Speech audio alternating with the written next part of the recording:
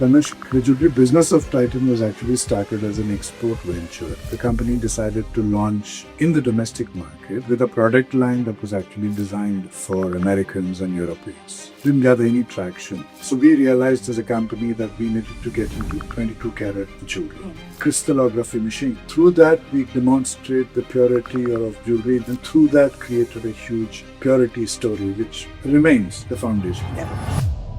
You describe in the book that Tanishq really had to learn to be Indian. 2004, we had Santosh Desai, who was a strategic consultant, and he came back and told us that, look, you are thinking about the jewelry as fashion, whereas in India, jewelry is actually culture. And culture, obviously, weddings were part of the culture. We realized that there are 21 items for the Bengali wedding, some 17 items for the Punjabi wedding, and 15 items for the Madhya Pradesh, and the celebration of multiple festivals, Chhath Puja, Karwa Chauth, Poila Boishakh, Adi Periku. When do you know to stay the course versus cut and pivot? We launched a brand called Gold Plus by Tata.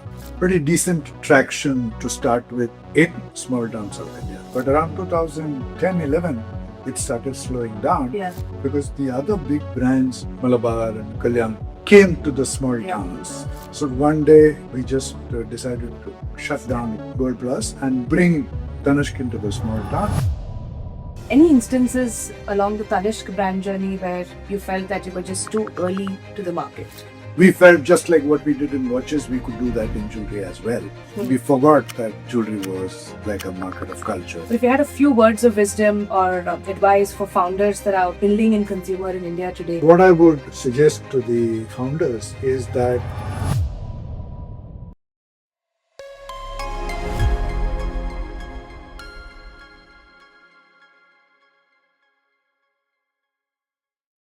Good morning, Venkat, and I'm so delighted to be, teaching all our viewers about, what Tanishq teaches us about building a brand in India. So on that note, welcome to That One Idea, and delighted to spend the next hour with you here today. Thank you for that. Awesome. Let's get right to it. I think, Tanishq, when we start about, setting up the framework of how you set out building Tanishq as a brand, if you think about it, Tanishq had to tackle three problems together. There was a huge customer trust deficit because folks were used to buying from their neighborhood, unorganized jeweler, most likely a generational relationship passed on from their grandmother. Supply chain in terms of the karigars for gold jewelry in India is very, I would say, there's lack of transparency and opacity around how gold is designed and produced. And of course, there was the elephant in the room of product market fit on whether a large corporate brand like Tanishq could even succeed in such a highly unorganized market. If I parallel that to an early stage founder, most founders are trying to tackle either the supply side or the demand side of the problem first. How did you really address this, triage of a problem? Let me start with the third one first. Yeah. So Tanishq, the jewelry business of Titan was actually started as an export venture for earning foreign exchange. Yeah. But it didn't work out for various reasons, and we had a huge investment which we had to recover. And without thinking too much, the company decided to launch in the domestic market with a product line that was actually designed for Americans and Europeans. Diamond jewelry, very westernized in its styling. The showrooms are very elitist. Off-putting. The advertising was again similar. So it just didn't gather any traction. And then they realized, I wasn't part of the jewelry division at that time. So we realized as a company that we needed to get into 22 karat jewelry. And so the product market fit was starting to sort of align with that realization. And I'm just, shortening the time frame, for reasons of brevity. But still, there was an issue. We were just another 22 karat jewelry brand, and the customers were not sure why they would buy an expensive brand when they had other options of reputed jewelers. And that's when, a chance sighting of what was known as an X-ray crystallography machine in Basel in Switzerland was done by some senior folks in the company. And through that, we could, in a non-invasive manner, demonstrate the purity of jewelry that you already had. And when you go back to the mid-90s, the purity level in the jewelry industry was A big issue. below average, Yeah. a big issue. And this became a wonderful way, a very, very telling way to demonstrate the impurity of the jewelry that you have. And then soon after that, we came in with an exchange scheme where we would buy that impure jewelry from you for a certain discount. We would pay some of the difference ourselves, and through that created a huge purity story, which became and in fact remains Yeah. the foundation. Yeah. And this is a caratometer that you're referring to, and I think the brand film around that was the 19 is equal to 22 campaign that you Was ran the exchange. to encourage folks to come in and get their jewelry tested by this machine. Going to the second Yeah. question, Yeah. the first and third was Yes. what I just said. Yes, The yeah. second question on the supply side, Yeah. we realized that once we got into 22 carat, we realized that Yeah. this is not a design market, this is a culture market. Each state was different, and therefore the supply chain was varied. Yeah. So we had to partner with multiple vendors, which we did. And we also created a concept which exists even today Yeah. called the Karigar Park, which was a relatively cheaper way of making the same kind of ethnic jewelry, Yeah. but under our principles of design and engineering. Yeah. Yeah. And we established, today we have close to 100 vendor partners across the country who supply us all kinds of gold with stones and diamond jewelry. So it's quite inverse the way a typical startup journey at least works. So you first started with manufacturing, export that to, then it became domestic, and then you moved to, vendor management and aggregation. While most founders would believe that you first start with supply side aggregation and then you move towards own manufacturing. At what point did you kind of realize that, and you describe in the book that Tanishq really had to learn to be Indian. And that is saying a lot coming from being a Tata Group company. But why did you describe it that way, and what were you referring to specifically in terms of learning to be Indian? See, the first nearly 10 years of Tanishq, Yeah. The view of the company was that we had to, just like we did it in watches, we had to or we could sort of change the views of the Indian consumers and towards jewelry as fashion. And everything that Tanishq did, collection launches, store design, Yeah. staff demeanor, marketing, communication, style, Yeah. all was around fashion. And then in 2004, Yeah. we had Santosh Desai, who was a strategic consultant, assigned to think about this whole, strategic thrust. And he came back and told us that, look, you are thinking about the jewelry as fashion, Yeah. whereas in India, jewelry is actually culture. And it was a very, very, very critical change moment in our life. And I was also moving into the jewelry division at that time from the watches business of Titan. Just a few months into my time there, this report, this presentation, discussion with Santosh was happening, and I was totally new and Yeah. therefore open Yeah. to anything which took us to the center of the business. So the culture became a mooring, a underpinning. And culture, obviously, weddings were part of the culture. Bengali weddings were different from Punjabi weddings, were different from Telugu weddings. And therefore, we had to become Indian in the most Indian way Yeah. by going into every state and every state's, in fact, even further down as we did later, but at that time, certainly every state, because we realized that there are some 21 items for the Bengali wedding, some 17 items for the Punjabi wedding, and 15 items for the Madhya Pradesh Yeah. Central Indian wedding and so on. Yeah. So that was our, and the celebration of multiple festivals, Yeah. from a Chhath Puja to a Karwa Chauth to a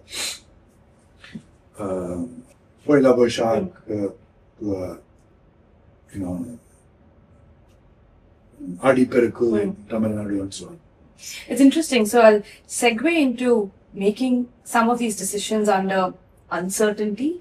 And you spoke about how you had to learn to be Indian and therefore move from being fashion first to resonating to what culturally buying jewelry means for the Indian woman in the household. If I again parallel it to early stage founder journeys, there are a type of founder mistake that comes from being just plain wrong or too wrong, and sometimes you're just too early. Any instances along the Tanishq brand journey where you felt that you were just too early to the market? Or just even examples of just plain wrong, that was just a bad decision? I think, the starting was that we had an expertise as well as a manufacturing unit which was aligned to the West, to Americans and Europeans. And without too much thinking, and based on the belief that we could change tastes in India, we got into the Indian market with that, asset in a way, or with that capability. And certainly it was too early. Even now, frankly, it is not, that kind of jewelry is still not mainstream. I mean, it is a big niche, but it is not a big part of the industry. But we felt just like what we did in watches, we could do that in jewelry as well. And we forgot that jewelry was like a marker of culture, like I said. So I think if the founder is entering a large existing market, after defining the customer segment within that existing market, I think it would certainly do a lot of good to test stuff. You can, of course, start with your hypothesis, you can do your test marketing with a belief, but be certainly prepared and ready to listen and learn and refine. We were actually operating in a huge existing market, so we actually didn't have to reinvent. We had to refine, yes, to find our own identity, but we didn't have to reinvent. But we ended up doing that way back in 1996. Whereas in 2006, 2007, when we went to the center, we started refining. So we took the principles of design and aesthetics of the existing market, but interpreted it in the Tanishq way. So that is a key difference. So if you are creating a new market, then obviously you will lead. You will shape. Even there, you'll have to still listen to the customers, but maybe you don't listen right in the beginning because it's your imagination that's creating. But afterwards is the actual, the proof of concept of your imagination. How is it connecting with your customers? What are they finding good about it, not so good about it? You need to know to make it really successful and scale.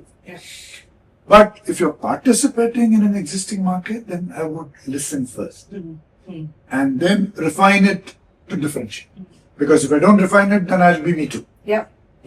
And you also... So just adding, one thing that I read long back, from 1992, the Vice President Marketing of Tag Heuer, the Swiss luxury watch brand, he said this. He said, our marketing organization is a microcosm of the customers we represent.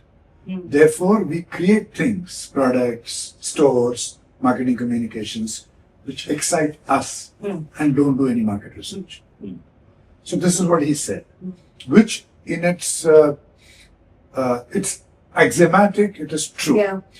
But if your target market does not represent you, as for example, if I were to take Tanishq today, Tanishq today is a multi-billion-dollar business with multiple customer segments. So the people who create the strategy of Tanishq do not represent the market of Tanishq. They're one part of the market. So the Tag example does not apply here. Whereas if you are operating in a big niche or a small niche where this principle applies, then you could create stuff which excites you and don't do market research. But if your customers are very different from who you are, you have to listen to them. Yeah, interesting. And I also want to speak about pivoting, because that's a word we use a lot in early stage, boardrooms and discussions. When do you know to stay the course versus, like cut and pivot? And you've had quite a few pivots in this journey for Tanishq as well. When did you persist versus pivot? Actually, one example which I've not spoken a lot about, we launched a brand called Gold Plus. It's called Gold Plus by Tata, a Tata product. Yeah. For small town India, particularly small town South India. Yeah. This was in 2005. This was on the basis that Tanishq was a little too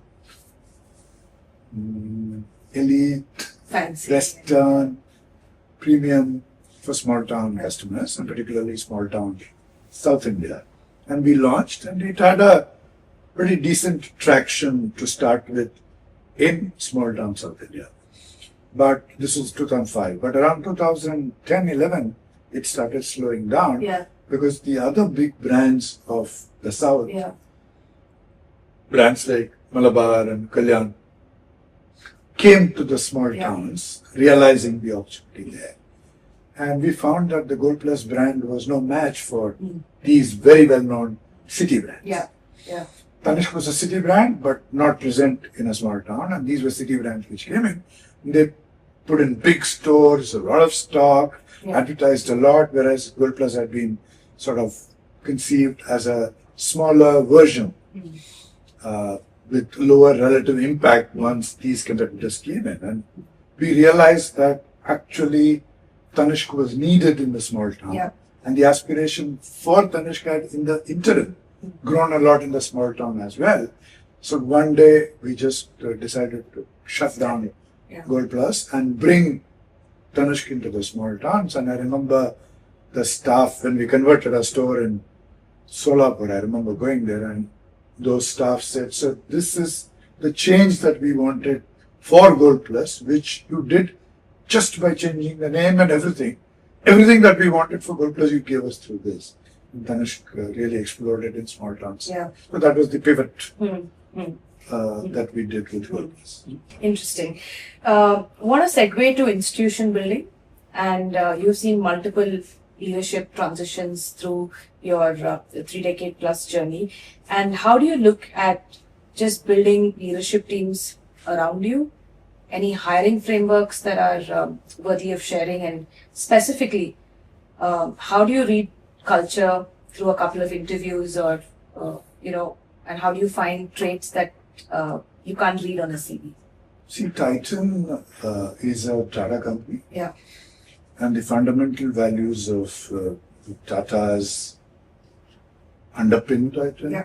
Certainly there is a certain simplicity, a certain humility, very high standards of ethics and integrity, very high focus on employees and partners, come with the Tata heritage. And on top of that, Titan has created its own unique, stamp. Titan ended up realizing that for scale, it needed partners in supply chain as well as partners in retail and distribution. And in this journey of partnering, as well as through the huge employee focus, I think the stakeholder-led approach to shareholder value creation became an almost unsaid but deeply felt and understood approach and philosophy. Approach is from a strategic point of view, philosophy is from a way of life point of view, that a shared prosperity, B, an equality and justice in terms of living and creating value, customer value particularly, together, became the tenets. And it is through this that the deep culture of Titan got built, and we ended up attracting people who believed in this, all these values, who took their work very, very seriously, but who didn't take themselves seriously. Success sat very lightly on them. The sense of humor was very high. He would crack up and laugh a lot, have a lot of fun and, games at the workplace. The open door was a real open door policy. Respect for Gen Z, even though the term Gen Z was not coined, I'm talking about way back in 1990 when I joined Titan. I mean, I was not a Gen Z equivalent, but I was 30. But even at that time, it was a young people's company where views were more important than positions or age. So if you had a strong point, if you had a good point, it didn't matter that you were the junior most person at the table. Your view was taken up. So dissent was encouraged. Counterpoints were encouraged. Innovation was lifeblood, and not just culturally, but even from process point of view. For example, we have a very powerful program called the Kaizen Mela, which encourages innovation at scale. Thousands of people participate in innovation and solve problems around their store or their bay in the manufacturing or stuff like that. So these multiple things which started with the principle that everyone has something to contribute. And everyone can be a change maker. Everyone can be a change maker, and the collective. So if you walk together, you can walk far. I remember. If you want to walk far, walk together. Stronger together. If you want to walk fast, walk alone. This is what Mr. Tata, when it is quoted in his name, and it's a very powerful quote, and Titan is a shining example of working together. I remember reading about the Kaizen Mela, that interesting anecdote that you've put down on the number of locks that a Titan store owner, locks and keys that they have to deal with on a daily basis, and almost an hour and a half every day just goes finding the right lock and the key. And it was a solution and innovation that came out of that Kaizen Mela of very simple, like color matching to just make that process faster. But you're right, probably solutions to these can only come from the trenches. And I know your leadership philosophy is leading from the trenches and not sitting in HQ or head office. So very interesting. At what point in your own journey did you feel that Titan had created a legacy for itself and gone from brand in the Tata Group to an institution? Perhaps a decade into my own entry into the jewelry business, into Tanishq, around 2015, I think when shock after shock came. So in 2013, we had this current account deficit that the country faced, and there was a ban on gold import to start with. Then there was a 80-20 rule, which is you export 4x and you can get to import. Sorry, the reverse. There was a relationship between how much you could import, provided you exported something and all that. And then there was a regulatory thing around, we still have this program called Golden Harvest, which is a jewelry purchase scheme. And there was a definition change that meant, multiple things. So over those 3 years, big shocks. But we really sort of took them on the chin and came out of that without getting affected at all. And I'm not saying without getting affected in terms of the performance, which of course was a thing, but it didn't affect us emotionally, in our mood or sentiment.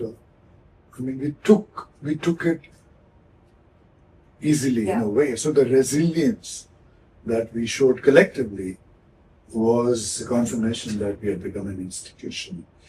And along the way, the stakeholder focus that I just spoke of had become very visible and very demonstrated in multiple processes that were strong underpinnings of the way the organization functioned. Everybody knew and everybody would speak about the stakeholder focus. Like, for example, over years, including not so long back, I have, when I go to the store, and I've gone to thousands of stores, I get into a huddle either in the beginning or at the end, and I tell the staff, I don't care if the customer is walking out with an empty hand, with no bag in her hands, but I care if she's walking out without a smile in her face, without a smile in her eyes, in her heart. Yeah. And that was like a sort of stuck record, ad nauseum kind of messaging from me, starting 2007, nearly 20 years. And when I would hear that from them, when I went, that's when I knew that it was an example of institution building. So I think it was around 2015 that I felt that we had become, in a way, therefore unstoppable. Yeah. And of course, being part of the Tata Group gave you a lot of these scale building playbooks on day zero, and you inherited a lot of it. And of course, these capital, massive amounts of credibility, even patience to keep pivoting and keep trying new things. But what could you not take for granted being part of the Tata Group? And what was something that you felt you had to earn on your own, or despite being part of the Tata? Maybe not despite being, but on top of certainly the reimagination of the category. That a jewelry, the purpose of jewelry is to adorn, as opposed to grow in value. It is an accessory as much, maybe more, as Tridhan we had to create. The second thing was purity, because the Tata backing was more on the reassurance of the company will be there forever. But the differentiation between Tanishq and the other brands in the early days, and even today, on purity had to be earned. That was the character. The third was, we ended up creating and I would sort of wager, certainly India's best touch plus tech combination customer experience, which is, I don't think there is any Indian consumer brand with that combination. There may be some brands which are better in tech, and I'm not sure which brand will be better in touch, but there is simply no brand which is better in touch plus tech. And and of course, brand, which is the women feeling that nobody gets me better than Tanishq. I don't think there is any brand in India which, especially brand for women, which is got more affection and more desire, both, as Tanishq.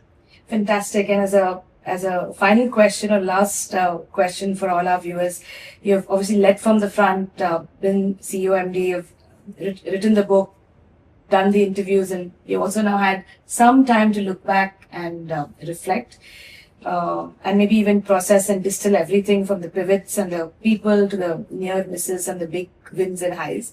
But if you had a few words of wisdom or advice for founders that are building in consumer in India today, and maybe something that they should tattoo in their minds and hearts, what would that be?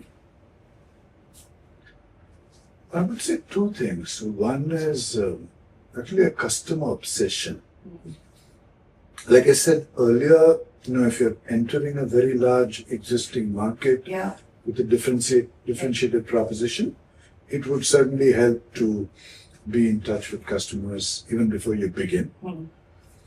Whereas if you were conceiving something which doesn't exist, and it's very possible that you are, then obviously it's in your imagination.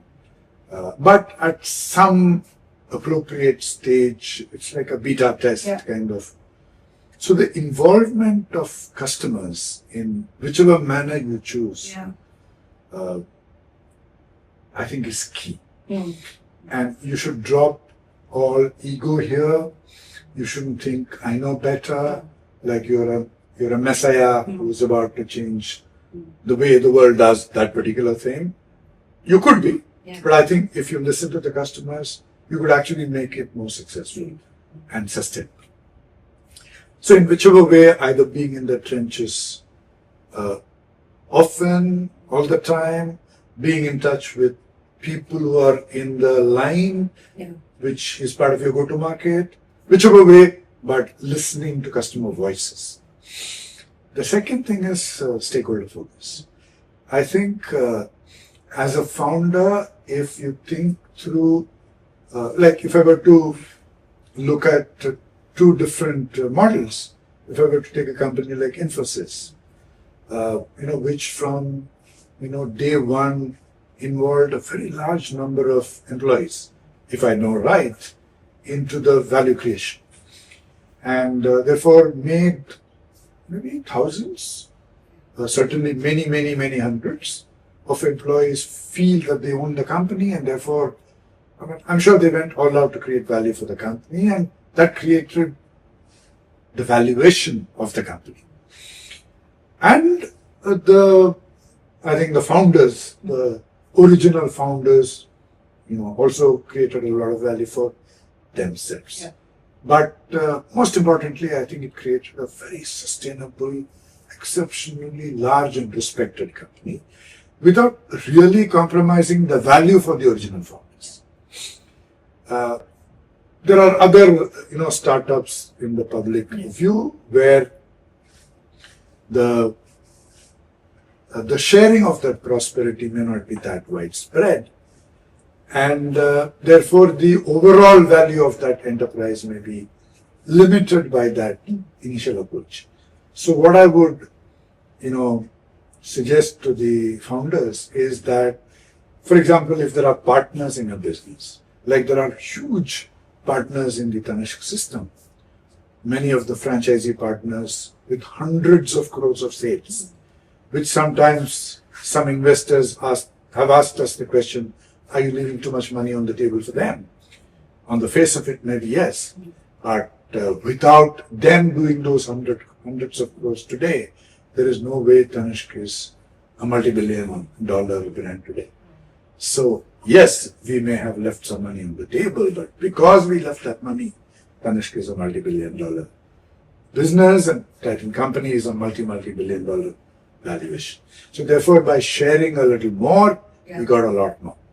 And therefore, if you were to involve a lot more of your employees at the starting stage, certainly, as opposed to a limited number of employees, and a lot more of the capital that you want to share as opposed to keep more of it yourself, maybe the overall value that you create for the enterprise and for yourself is actually more than what you think otherwise. Awesome. On that note, thank you so much once again for doing this. Really, several pearls of wisdom, I would say, and value for each of us, no matter where we are in our journeys, to take away with us. So thank you so much, Venkat, for being with us. Thank you, Anjali. It was a pleasure.